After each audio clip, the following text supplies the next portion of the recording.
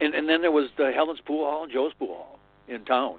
And I frequented Helen's probably every night for 3 years, 2 or 3 years. I had a letter from my mother so I could get in before I was 16.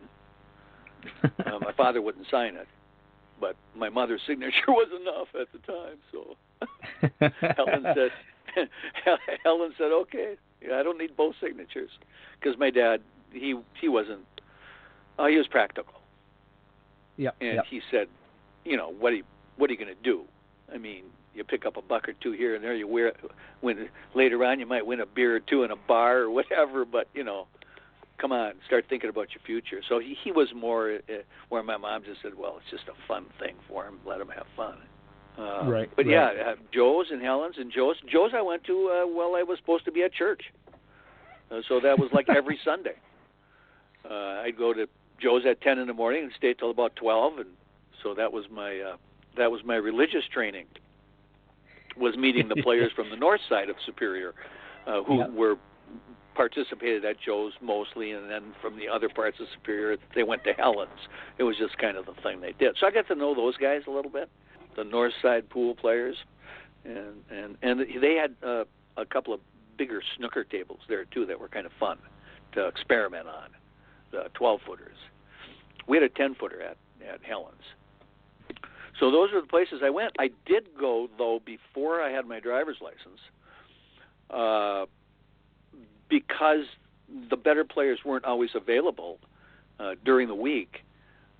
Whenever I had I had braces on my teeth, and whenever I had a braces tightening appointment over at the Medical Arts in Duluth, I'd take my pool cue, and I'd take the bus, and all the money I had at the time, and I would go to a place called Ringside on Superior Street.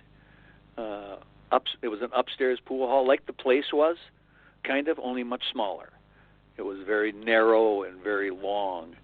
And the guy who was running it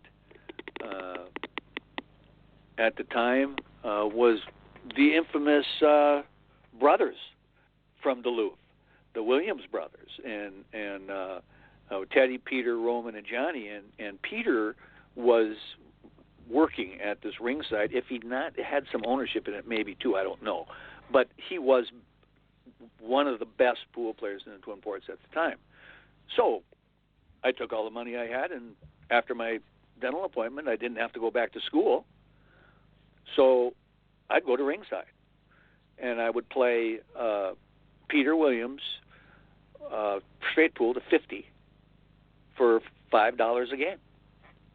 And this was in that had to be 1963, I would think. So $5, 1963, people were making $70 a week, about $2 an hour. Right. So yeah, $5 was a lot then. So it was a decent bet. I mean, it wasn't $1 to go to 50, and he wouldn't play for $1 anyhow. So I had the least he would play for was $5. So that's what we played for. And he would beat me 50 to 32 on average. He'd beat me by 20 balls. Sometimes I'd get to 40, 42 or 3. But I learned how to play. That was straight pool at the time. And he was just better. And he would most of the time, I probably won 10% of the time. So one out of 7 or 8 games to 50. I lost almost every one, and I saw what he was doing, and I couldn't stop it, of course, because he was a better player. And he was making just enough balls so I couldn't win. Which is the perfect hustle game, is straight pool. That's perfect.